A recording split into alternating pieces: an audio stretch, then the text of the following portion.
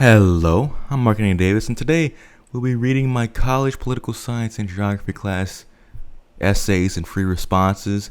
I felt that this would be an interesting video because, diving deeper into my wretched mind, my wretched political mind.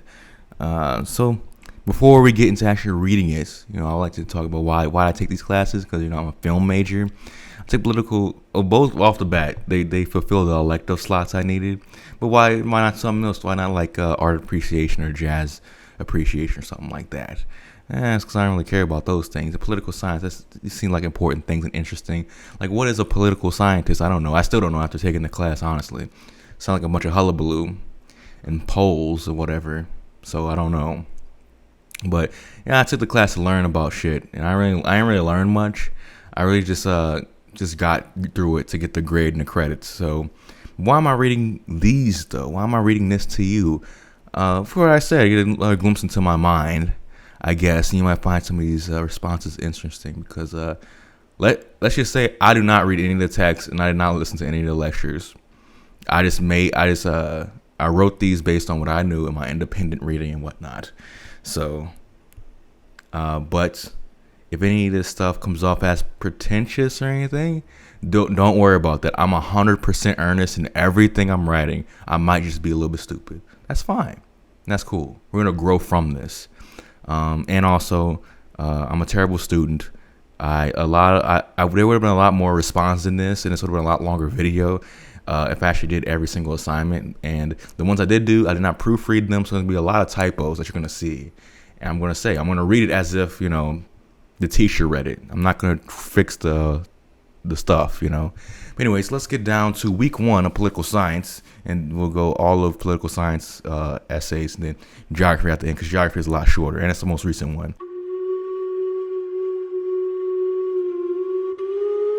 So political science I took this spring. Week 1, the prompt was, take a moment to introduce yourself. Only share as much as you're comfortable with, but at a minimum, tell us your name, your student classification, your major, and why you're taking this class. Because it's required is a perfectly fine response and won't hurt my feelings. So, I had to write 75 words for this one. And so that's pretty much it. My name's Marc Davis, named after the Roman politician Mark Antony. Honestly, not a great person to bear the name given my political beliefs. I'm a sophomore majoring in film arts. I'm taking this class because I want to learn more about American government and political culture. So maybe one day I could be a part of a movement to improve it. Also, quite conveniently, this class does satisfy a need for it like that. When I say being part of a movement to improve it, I mean improve the governance and political culture. I'm not have the movement is improving it. I have nothing to really add besides my time and effort to a movement of any sorts.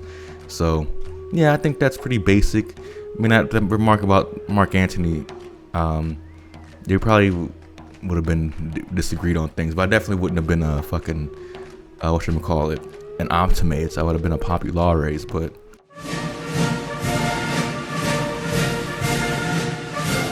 anyways, let's go to week 2. More interesting stuff. That was just like an intro one. In week 2, let's talk about this bright line survey. Open that up, go to figure 2 on page 6 and figure 4 on page 9. Of these features of democracy, which do you think is most important and why? Which do you think is least important and why? In addition, please share any other thoughts you have about these ostensibly democratic values. So the bright line survey, I have it up here, if I can get it. It showed off these different things, these different designations of people think it's democratic, and they poll people and they show it on a graph, whatever, all this bullshit. And for me, my response was, it's very hard to pick one designation as most important, seeing that democracy is holistic and so many societal circumstances must be addressed. But the 2 most important features from these designations are high participation and fraud-free elections.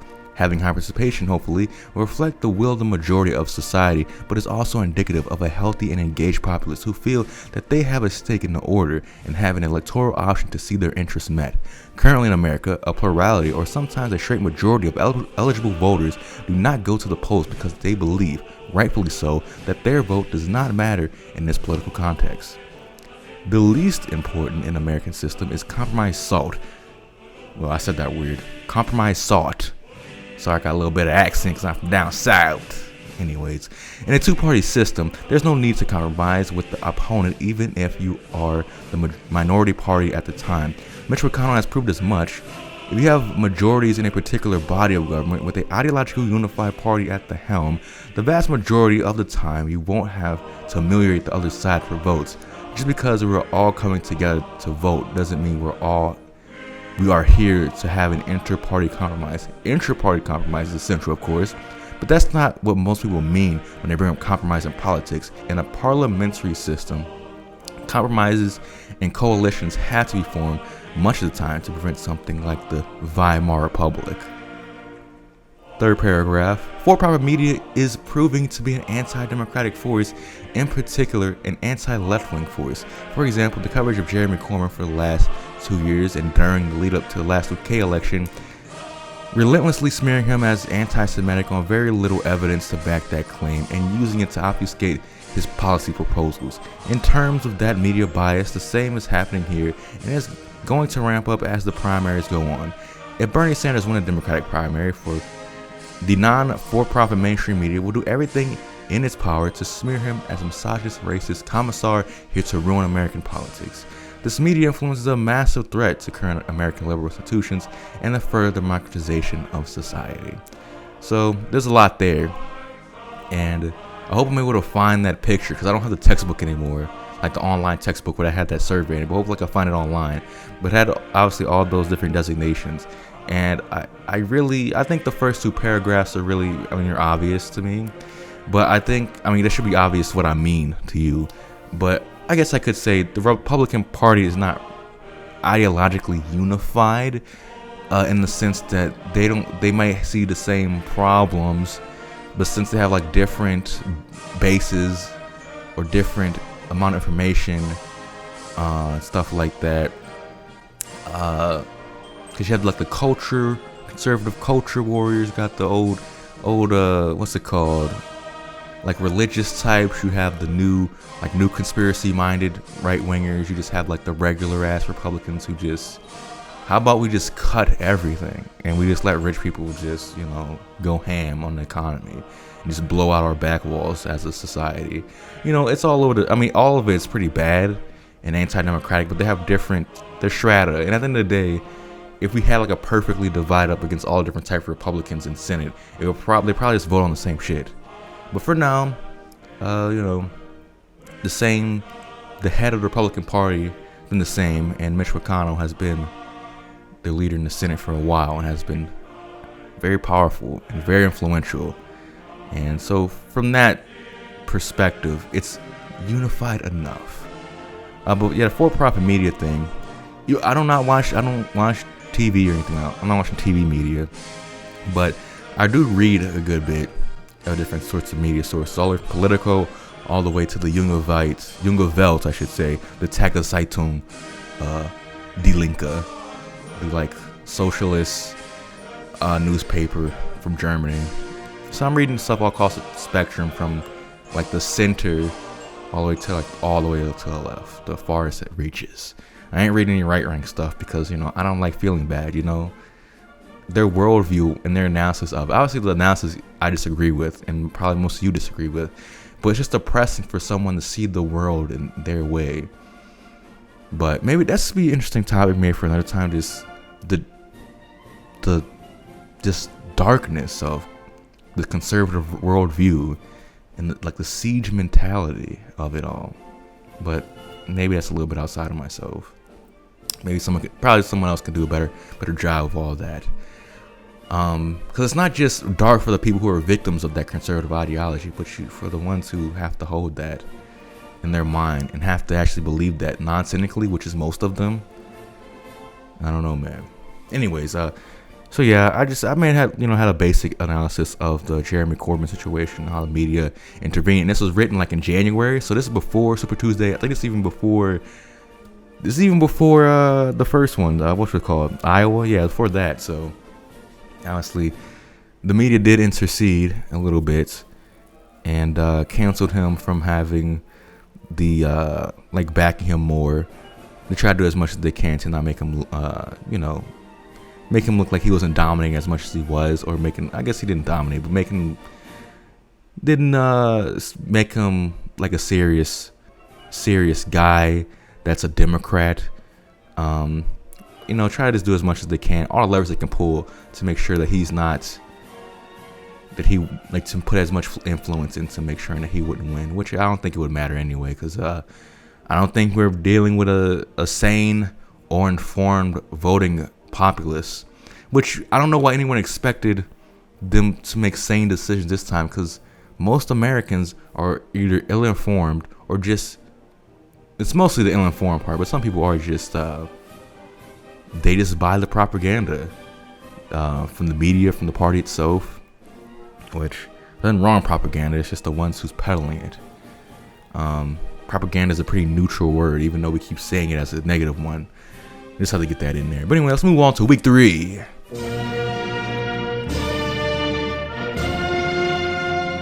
Give some thought to the 3 pros and the 3 cons of federalism from the video lectures, as well as the readings and any outside reading you may have done.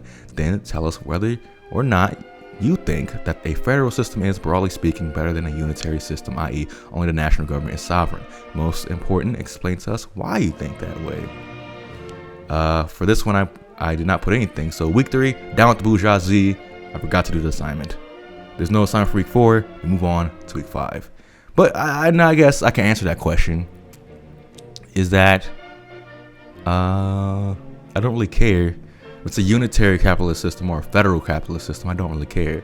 And if it's like a socialist system, like a socialist one that's looking towards building communism, then obviously the government will eventually wither away. And if it happens through like a unitary like power that governs a whole region, or federal system with local stuff, I mean, I don't think, is that like, there still will be federal municipal like governances, because that's just a better system no matter what type of ideology or economy there is, unless you're talking about like maybe a slave empire, you need that unitary system. But I don't know, I don't really think, it's not really, I'm for this sake, I'm glad I didn't answer the question. That's nothing interesting to say about it, but I didn't do it because it wasn't interesting. I did it because I was a bad student. Anyway, week 5.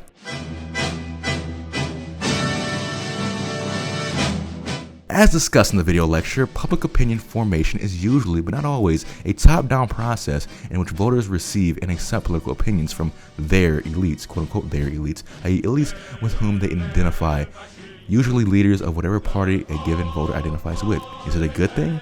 If it's not a good thing, is it the best we can hope for? Given voters limited time and political knowledge, can we think of an alternative source of public opinion that would be both preferable and practical?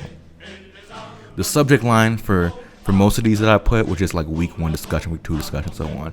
For this one, the subject line was, it is obviously anti-democratic. And then I go on to respond. A political sphere determined by elites is inherently anti-democratic because the interest of the economic and political elites is to serve their own power without angering the masses to the point they would act opposite to their interests. They've done a great job of doing this over the last 50 years with the illusion of back and forth between 2 different ideologies assuming the White House and Congress, who essentially serve the same class, high-paying donors who have the most money in the world and in the history of the world, donors who create and fund think tanks and own media corporations, political infrastructures that set acceptable political opinions, many of which are not in the interest or at least fall short of substantively solving the problems of the supermajority, but at the same time serving the will of power. Political and economic elites won't advocate for. Wait. Let me read that again. Serving the will of power. Political and economic elites will not advocate for syndicalism, socialism, communism, or even hope for true egalitarianism because it would challenge their power. On the flip side, they can have fascistic, imperialistic, or corporatist views be disseminated to a degree because it doesn't conflict with, but it strengthens the idea behind their power. Acceptable political views are not determined on folk wisdom or the merits of the ideas. Mostly, they're determined by power. If we only took what was an acceptable opinion 200 years ago, there would still be slaves. Women would be de facto property of men, sodomy would be punishable by death, and the franchise would still be restricted. But in the 1800s, there were movements outside of political structure advocating and pushing for change. It is shocking to me that anyone would find the American political infrastructure is even close to the best we can hope for. Some voters' time is constrained and most Americans are politically ignorant. That isn't inherent to a modern liberal society, it's actually against its very nature. That is by design and has been cultivated over the whole existence of this great nation by our elites. An alternative source of acceptable, an alternative source of acceptable would come from a more in-depth, serious, and diverse political education in middle and high school. In terms of media opinion, we would have non-profit media that is state-funded but not state-controlled, so there is no conflict of interest or propagandistic nature in how our current mainstream media is. In reality, the state must be democratized first, before the media can be fully. The state can only be democratized by a vanguard movement publicly battling the interests of elites, providing an alternative vision, and taking state power that would hopefully end these elites.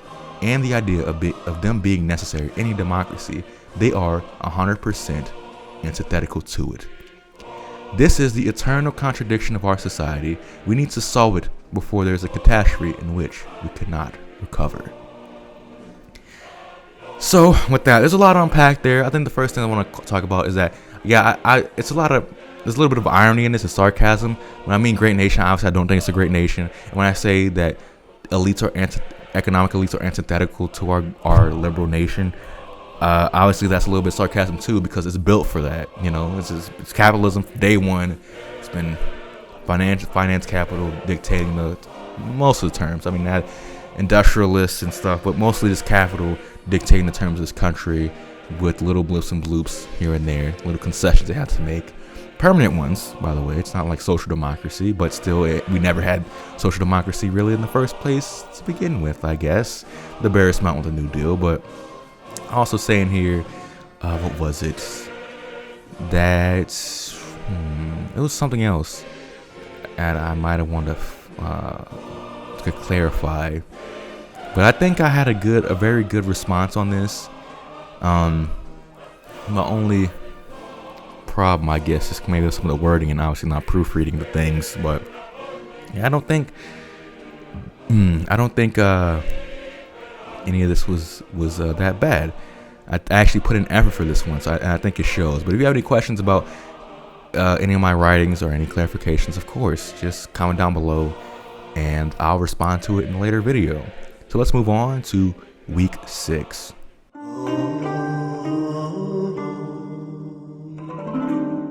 Prompt. Think about the RAS model from the video lectures, keeping it in mind, how often does the news that you consume conflict with your existing beliefs and opinions? Tell us about the last time you both received and accepted a new political message that conflicted with your existing beliefs and opinions. How politically aware do you consider yourself to be, and what effect, if any, do you think that has on how frequently you both receive and accept new messages that conflict with your existing beliefs and opinions? My response was, I'm quite politically aware, and I come into contact with messages that,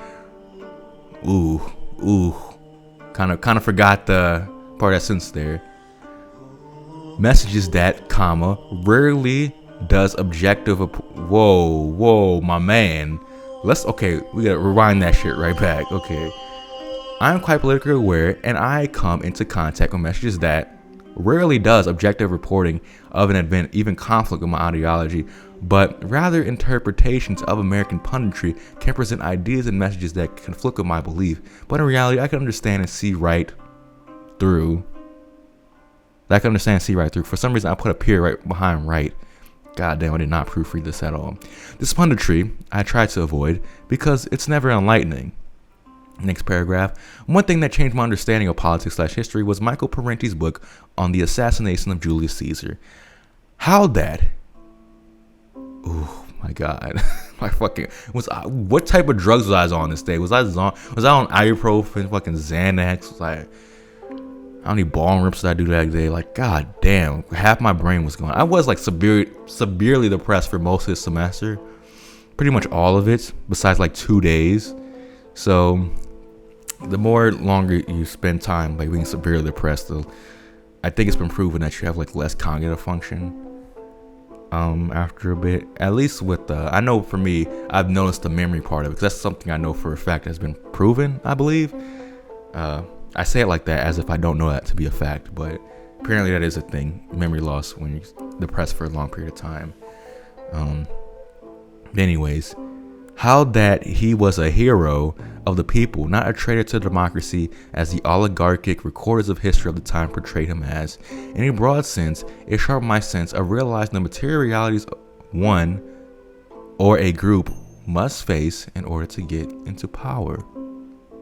Bang bang. I think that's I think you can understand it minus past like the English is my third language writing here. But yeah, I think I answered that quite well. I don't like TV media, or I really don't like the liberal media, because they're just all that media from what you consider like MSNBC, CNN, Fox News, whatever, so on and so forth, Sinclair. All they do, no matter how different they think they are from the other one, all they do is reinforce the overawing ideology of the state.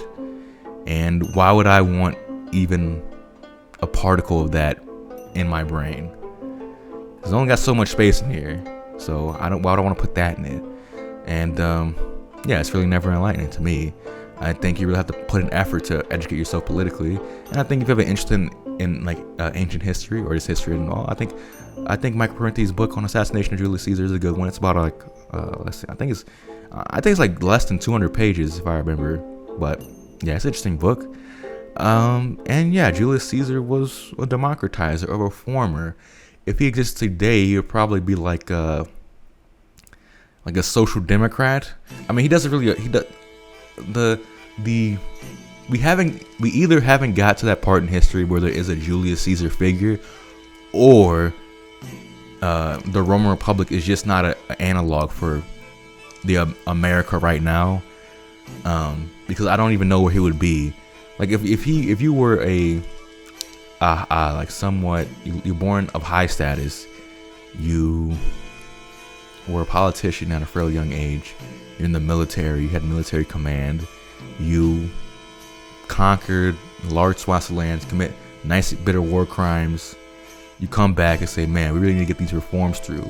We need to give these lands to the peasants. We need to cancel some debts. We need to democratize the constitutions in other places and get rid of the elites here to some degree, curb them, tax them heavily, and give the power to more of the people, not just in the Italian peninsula, but also in the across the Aegean Sea with Greece. And I got to read more about what he planned to do with Gaul after a bit, because god damn, he killed a lot of fucking Gauls. But I don't think he ordered the massacre of them. He kind of just let it happen after like routed them. He's just like, he didn't have like complete control. It's not like he was playing like, I think a lot of people get the conception of war from like playing video games where you have like complete godlike control over an army.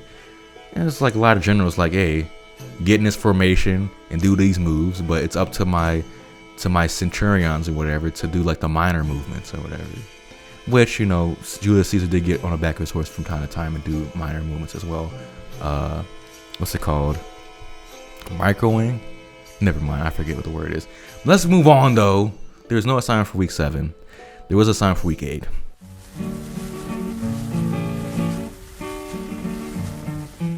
The prompt was, do you think that it's a problem that interest groups disproportionately represent business interests and, by extension, wealthy, better educated Americans?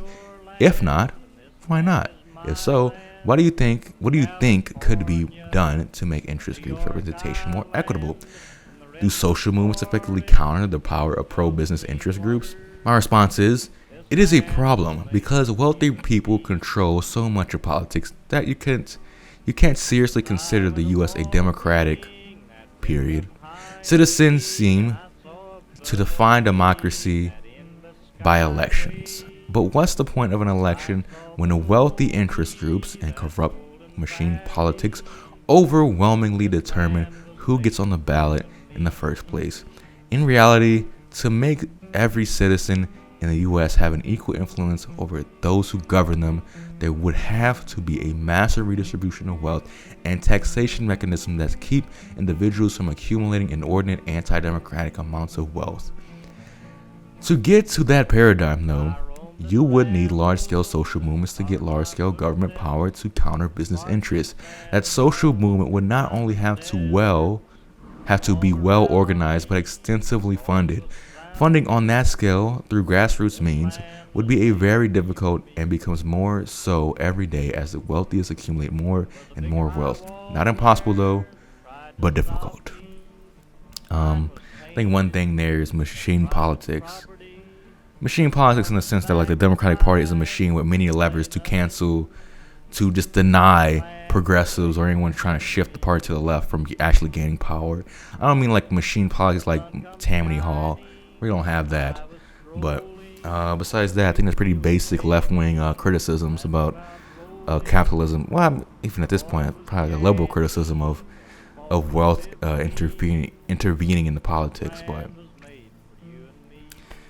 there's nothing will be done about it no time soon. Definitely not in the next 4.5 years if Biden or Trump, win the election. So, we gotta start on that grassroots movement. But it seems to me that nothing's really gonna get done until all this coronavirus shit withers away. So I can't really give you any analysis about that because I am one of the atoms that needs to be organized to become a part of an organ, and that organ needs to be part of a body of a global revolution. Right now, the global revolution is it's not looking so good. So I really can't tell. I aim to be just a peon who puts his effort in to try to make stuff get better. But I'm not really a leader in that sense. I don't think I can be a political leader because there's too much that I need to handle. That's in my day-to-day personal life. And without being counter-revolutionary or being a reactionary to justify, or a liberal to justify my sometimes inaction with things, or my lack of foresight or anything like that, I just say, hey, I wasn't born of that way. I don't have the luxury of being a professional revolutionary if that is what's necessary, or being anything like that. I'm just a peon ready to take orders. And right now, I don't see many people around my community giving orders. I see a lot of peons, and nothing's wrong with that. We're trying to make society where no one's a peon and everyone's educated and everyone can be a leader if they so wish and if the society needs them to be. Right now, I am not that, and I can do my best to try to cultivate that, but I'm not that now. I am no visionary. I just want a little socialism in my life, Oh, workers, can you stand it? Tell me. Do you identify as a member of a political party? If not, do you lean toward one party over the other? In either case, how strong of a role do you think party identification has on voting? If you are comfortable doing so, tell us which party you identify with / lean toward and why. Likewise, if you don't identify with a party, tell us why. Notes. This is a particularly interesting question for you all, given that most of you have only recently become eligible to vote and are of the age when those of us who don't inherit our parents' party identification begin forming our own partisan ID. My response: I do not identify as a member of any American political party, but I do heavily lean on the Democratic Party because it is better than the Republican Party when it comes to wanting to expand individual autonomy within the capitalist society. That's not my main idea when it comes to politics. I come from an anti-capitalist pro-democracy perspective, so I see the two parties essentially controlled by the interest of capital, differentiating themselves by different cultural signifiers, of which the Democratic Party signifiers are superior, resulting in me consistently voting for them even though my perspective is completely alienated from the electoral process.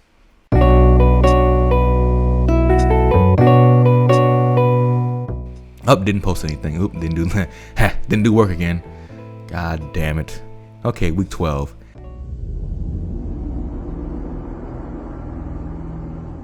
Week 12. Do you think that the war powers resolution adequately constrains the president's power to enter the United States into military conflicts? If so, why? If not, why not? And what would the ideal arrangement be? My response? No. We've gotten into many armed conflicts without Congress officially without Congress's official approval, without the executive branch ever being substantively checked for its overextension. A better situation would be if Congress had to approve the executive's use of any military force, and to Congress to have the ability to vote to end a military conflict. An ideal situation is setting up international resource redistribution, extreme cuts to military spending across the globe, and working to abolish the structure of the nation state and the idea of one's life being determined by market capitalism. Abolishing one's life being determined by the market. So yeah, I think that one is self-explanatory. It's like kind of odd. It's kind of an odd question to ask, because I don't think there should be no wars and there should be no executive. So obviously, it'd be better if the Congress had more say in it. But knowing the fucking Congresses over the past 20 years, they probably would have signed off on it anyway. About like formally declaring war if it came to it. But so like, what the fuck? Formally declaring war is costly because it's like global, like world law, UN law, whatever, has like certain things that go into effect if you formally declare war. So that would be one thing, but yeah, it's asking for Congress's approval at every single step, and they didn't have the power to say we're doing it, we're pulling out. Doesn't matter what the executive says. That'd be cool, I guess. Like that, for like the Congress have all the power, and it's like the executives has the idea. Hey, how about we go and invade Namibia, and then the Congress is like, let's vote on it, and then that determines if you go invade Namibia or not. But hashtag do not invade Namibia. Namibia is a peaceful place. Nothing week 13 through 15. So let's just skip to week 16, which is the last week of my political science class.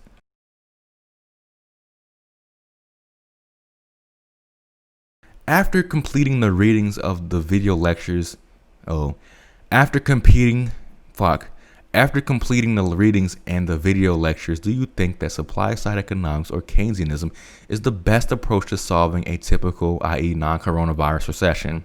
No, this is a really difficult question to answer right now, because the non-typical coronavirus recession is affecting all of us, albeit in very different ways and to very different degrees.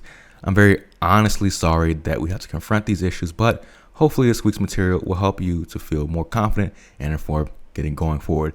Let it be noted that I did not watch any of the video lectures or read any of the readings. I just riffed on what I knew, baby. Go with what you know. So I reply saying Keynesianism is far superior than supply-side economics. Supply-side is just an intellectually, I do a quote here. Supply-side is just a quote-unquote intellectually legitimate way of justifying the acceleration of the redistribution of wealth upwards inherent to capitalism by gutting government measures to curb or tax the capitalist class's profits. I don't think I was quoting anyone. I just put that quote there for some reason. Anyways, Keynesianism, the government spending to create jobs and social programs during a recession, or any time for that matter, are life-saving and society-changing. Keynesianism directly addressed the problem during a crisis. Neither of them, though, would be enough the current situation. Corporations' main drive is and will always be the profit motive. A nationalized healthcare system that's primary motive obviously wouldn't be profit, but rather a human right would have bought and or manufactured more face masks, ventilators, etc. in preparation for an epidemic like this. What most people need is not economic growth, which they disproportionately have a hand in creating and disproportionately don't see the benefits of, but rather economic stability and the abolition of needless resource scarcity. Keynesianism can bring us there to a degree, but at this stage of humanity, regulation and taxation isn't going to stop the catastrophes on the horizons. We need socialism. And let that be the mic drop on a political science class. So maybe you disagree with the way I portrayed either of those two economic ideas, but I don't really give a shit. I want socialism, so fuck out of here. I want free stuff. No, I have no problem working. I just want my work to be meaningful. I think it's a little thing that people don't realize, that they don't put words to, something that we all feel, is that it doesn't like our work is like, you're not getting what you put into it. It's not that you're working. It's not that the job is like kind of worthless. It is that, and plenty of jobs are worthless, but some jobs have a lot of work to them, and you feel shit for doing them, not because it's a shit job, so you don't get paid anything. And I don't know, maybe people do. I never heard anyone say it like that, but then again, I don't really talk to that many people. But anyways, that's my political science class. I hope you got something from those writings and you like want to talk to me in the comments about it.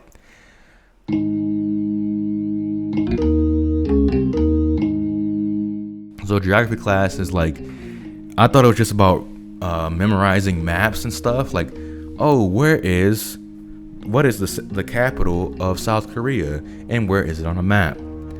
Or what is the name of the mountain, the two mountains, main mountains in mountain ranges in America or U.S. I should say. Stuff like that. But it was not like that. It had a political, economic, and historical aspect to it, which was interesting. It would have been more interesting if I cared about actually going to class. And I almost failed that class, but I finished with a B. And the last week, I went to F to a B in the last week. Who said I was not clutch? Got the fucking fourth quarter closer at all times. It's fucking glowing for the whole last week. Anyways, the prompt was for this first week. Please introduce yourself to the class. Your introduction thread is a part of your participation grade. You may respond to the information shared in here as a way to get to know one another. I respond as saying, I'm a sophomore who was majoring in film arts, New Orleans. Wait. Damn, I did not. I just ran right through that period like I run through safe words. I'm a sophomore who was majoring in film arts. New Orleans, born and raised, mostly raised. I play games, make videos, compose music, write, and study politics in my free time. I wanted to take a class in geography because to understand the history of humanity, not only is it important to understand how humans interact with each other, but also how geography and the resources it provides guides a certain group through life. So what makes these responses, like these writings, unique is that the teacher applies to them, which gives me anxiety because I've not read a lot of these responses, and I'm gonna cringe because you thought it might have got a little pretentious with saying we need socialism at the end. This is carrying on with that. So like how I built up that, like it has a little bit of vanguardism in the early parts of the writings in political science, and I just said at the end we need socialism. It was the last one. That was like a little mic drop. I knew he couldn't like get at me because I was like leaving the class after that. But now I'm just carrying on, and I'm out here just outright saying fuck that, get rid of capitalism, it fucking sucks. They were doing some good stuff back in that Soviet Union. We need to learn from them. It was backwards when all those Eastern blocks. We went backwards when all those Eastern Bloc countries fell. You know, it ain't perfect, but it was better than this shit.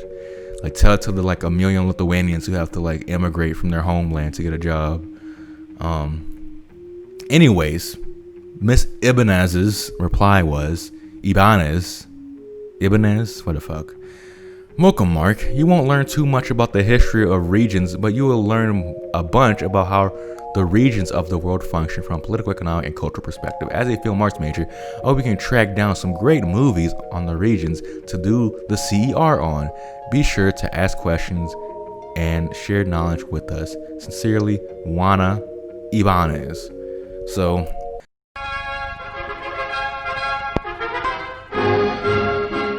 in Chapter 1, I continue to realize the flaw in our maps. From not properly sized regions to assuming national homogeneity that does not always exist. I already had a sense of the economic layout of the world, the history it reflects, and the terms we use to describe situations. I take offense to the terms that we use, such as underdeveloped. It is Eurocentric in its comparison it imposes on you, but also absolves the capitalist forces that underdevelop these places and make their countries poor and dependent. The composition of where rich countries are a sign.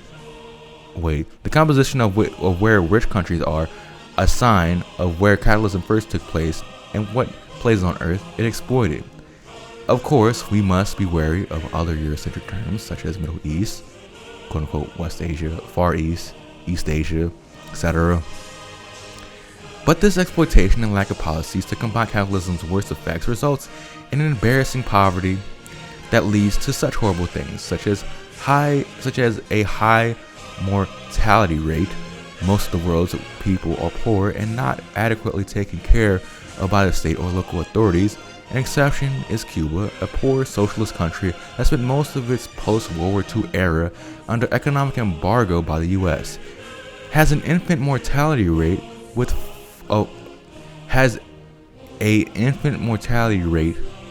for, damn it, dude, cannot write. Proofread your shit, my man. While the U.S., the height of human wealth, is slightly higher at 6. It's not only important to know where the rich and poor are, but also how a nation distributes its wealth. My fucking God, what the fuck? It wealth. Miss Ibanez replies and probably says, damn, you're a dumbass bitch. Learn how to write, bitch. Don't come to my class. No, she doesn't say that. Eurocentricity is a problem, but that is all we have to work with at this point. As Americans, history tends to be written from the winner's perspective, and at this point, it is technological might and money that defines the winner.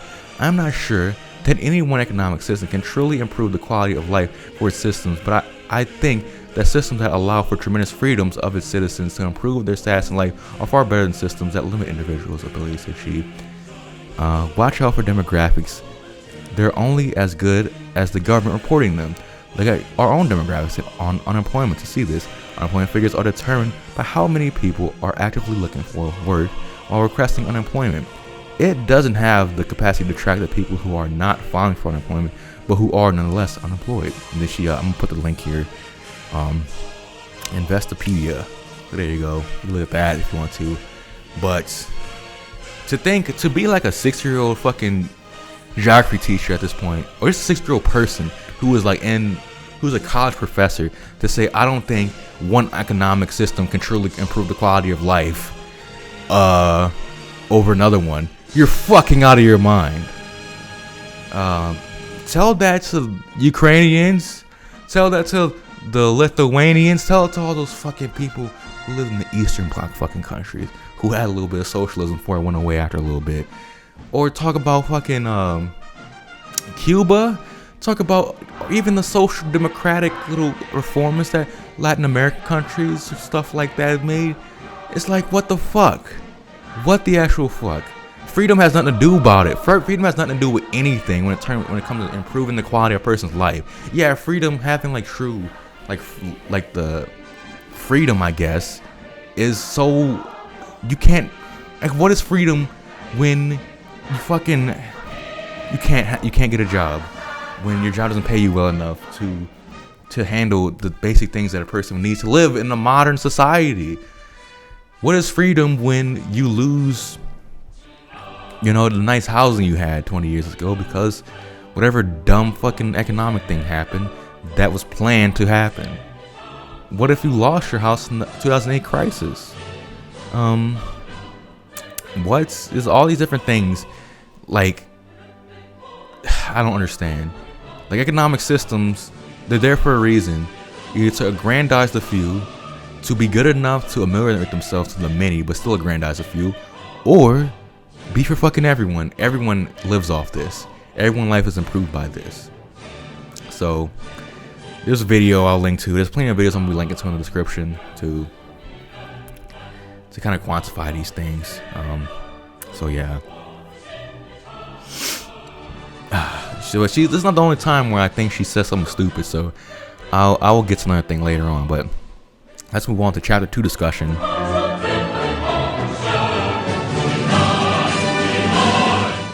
The quote-unquote weight of the population section, even though it doesn't intend make this point explicitly, illustrates a feature of core capitalist economies: the unsustainable consumption of the world's resources.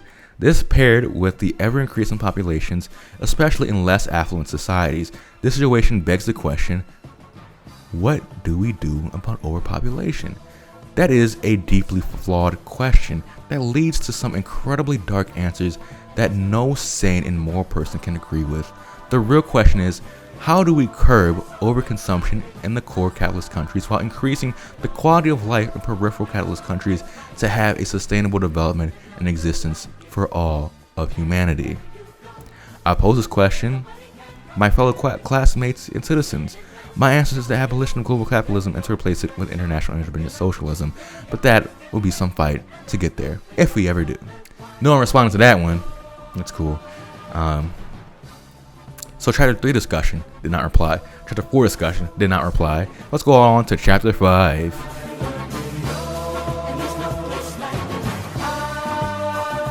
So Chapter 5, well, I forget, like there's no prompt for it.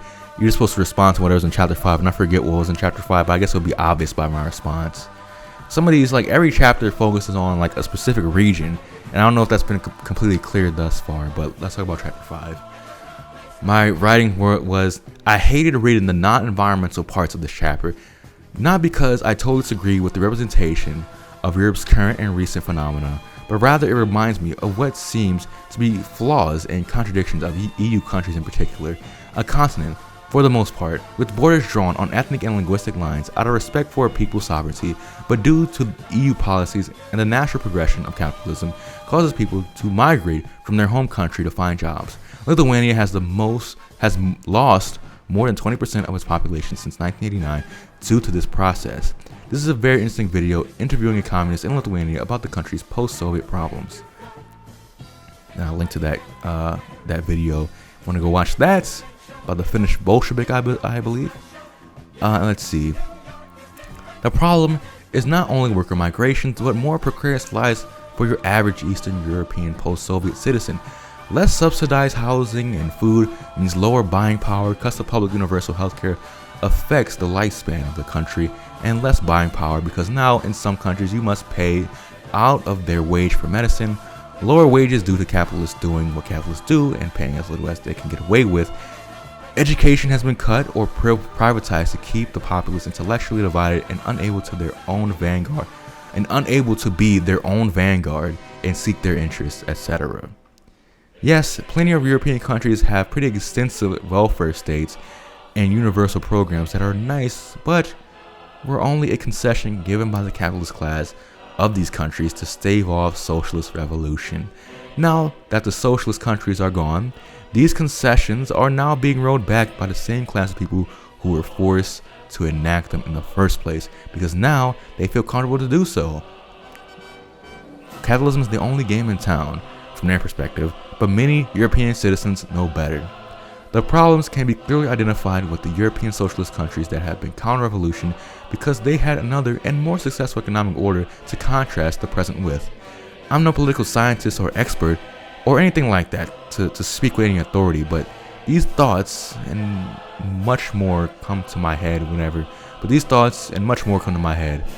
whenever I read about modern Europe. Also, I must say that polders are pretty cool. So that was certainly something. That was a writing and a half, an essay and a half there. Yeah, I don't know if I have anything to say to that. Because more links in the description if you want to see that interview, and stuff like that. I think this is one of those things. So I'm gonna let you kind of read this, and if you want me to clarify anything about this, go on ahead. So yeah, I'm gonna move on to week 6 because I don't have anything more to say about that sort of thing.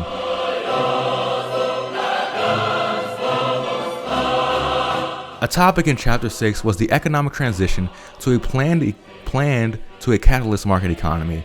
The transition saw the worker and state-owned socialist economy turned over to capitalist hand private owners. With capitalism, wealth inequality skyrocketed. Fuck, I could not write for anything. What tense am I writing in, my man? The power of the workers decreased. The profit natural treasury of resources of the region goes to a few oligarchs instead of the people. Political corruption is rampant, and what isn't mentioned here is the decrease of quality of life in pretty much all of the post-Soviet states. From the reoccurrence of unemployment, lower buying power due to lower wages and higher prices of goods, the rollback of many rights, the forced migration especially in the Baltic states, to find well-paying jobs, etc. This is what a real democracy looks like. This video goes over the decreased quality of life in former Soviet states and should be the beginning of your Soviet and post-Soviet history education if you haven't started already, I guess. So yeah, this video is called Case of Capitalism, Ukraine. So the last thing I write here is, in terms of geology, I must say that the shrinking of the Aral Sea is sad. Hopefully in 50 years or so, it will reach its former glory. So this chapter 6 is about the Russia and its neighbors, aka the former Soviet states. So like all 14 or 15 of the Soviet republics, the Baltics, I guess Finland, not technically, socialist republic, we were never Soviet republic, but it was a neighbor. Ukraine, the Caucasus countries, Central Asian republics, Turkic republics, whatever. So, but Miss Ibanez replies to that, says, "Great post and link. Thank you." Remember, folks, a command economy refers to a central government controlling all aspects of industry in the formal economy. Entrepreneurship is not an option. The government controls all. The transition to a market system with a command economy caused the Soviet Union to go bankrupt. It's called shock therapy because the price controls for apartments and fuel and food were lifted all of a sudden when the government communist system failed. Unfortunately, as the book points out, only a handful of people were able to purchase the government-run industries. This created a handful of really rich people. I'm just going to put this in. They're called capitalists. That's what they're called. And left everyone else in the dust. The majority. The shift to a capitalist market economy is failing because so much of the resources are concentrated in the hands of a few businessmen. What the fuck? What the fuck? That's, oh boy. The liberal ignorance. Only if we had the right capitalism, where everyone had a fair shot. There's no such thing as fairness in capitalism. Have you ever heard the thing of primitive accumulation? It could be primitive accumulation from feudal times, or primitive accumulation by just turning over the stuff that was built up during the socialist times and just giving it to a bunch of corrupt former Communist Party officials who never really believed in socialism to begin with, but they saw it's another way of power. And those opportunists still in power today.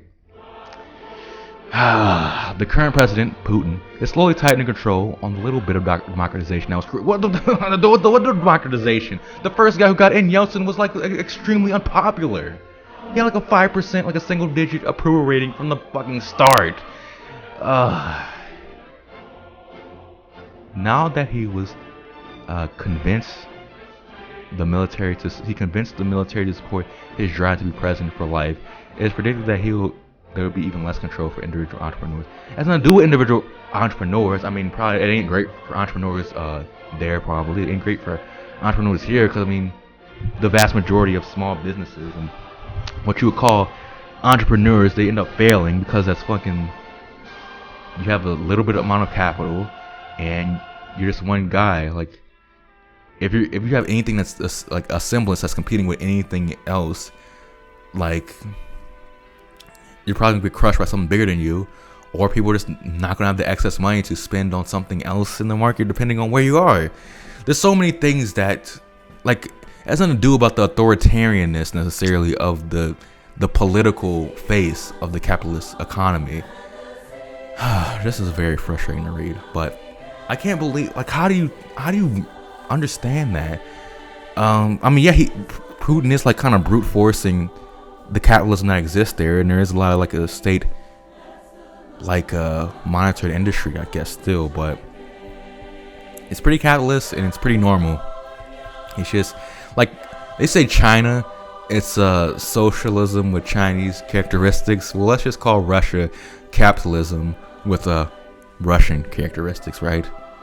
And that's what it is. They've been brute forcing it for a while now. They've been brute forcing it for like what?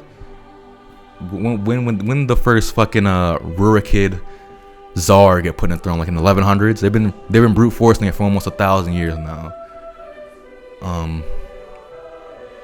What the fuck? This had nothing to do with democracy. It's like complete baby-brained view of things. Maybe I'm wrong. Maybe I'm the young, plucky 21-year-old thinks I know everything about the world, even though I've admitted multiple times I'm a fucking idiot and have my head up my ass. I just don't watch since I watch different things and read different books than like the normal like liberal person would, I end up having different take on history and a different analysis and different answers for them. So, but it is scary to see like a 6-year-old woman who's been at the college game for a long time, and has seen these important like economic shifts in her lifetime. She saw the fall of those socialist countries in Eastern Europe and the fall of the Soviet Union, and that's what she gets out of it. Whatever. Chapter 13.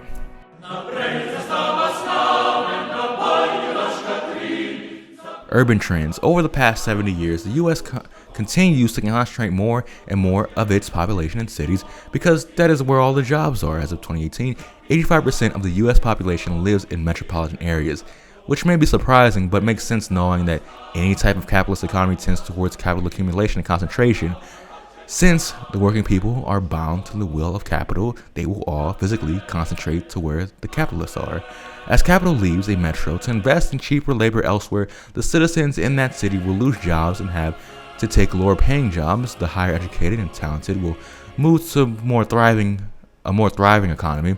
The local and regional government will have a lesser tax base, which means they will have to, or at least have the justification to cut much needed social services. Less money and less social services makes the working populace unstable and desperate.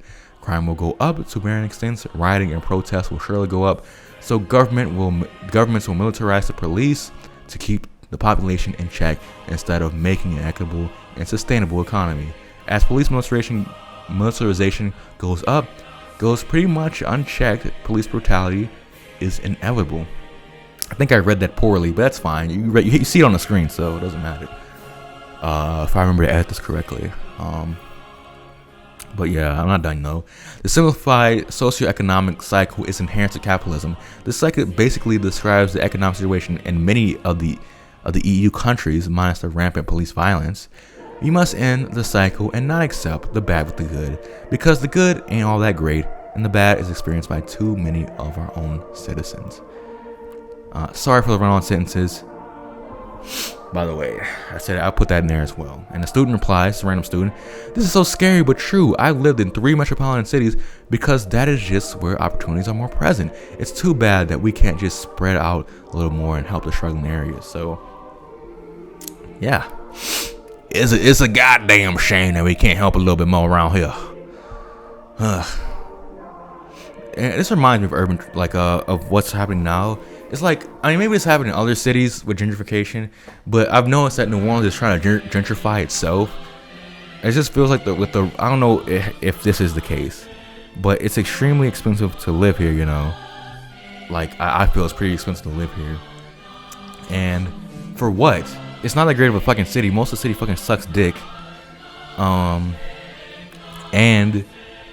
a lot of the people who were what I would call the talented, highly educated, many of those people just fucking left, because why would you want to live? Any educated person would tell you, why would you want to live in a fucking swamp with bad infrastructure that's constantly getting murked by hurricanes? I mean, I wouldn't want to do that. I don't want to leave.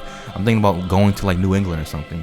Not because necessarily that, it's because like the city, I'm literally allergic to the city. The water makes me sneeze. The air makes me break out. Like the city is like killing me.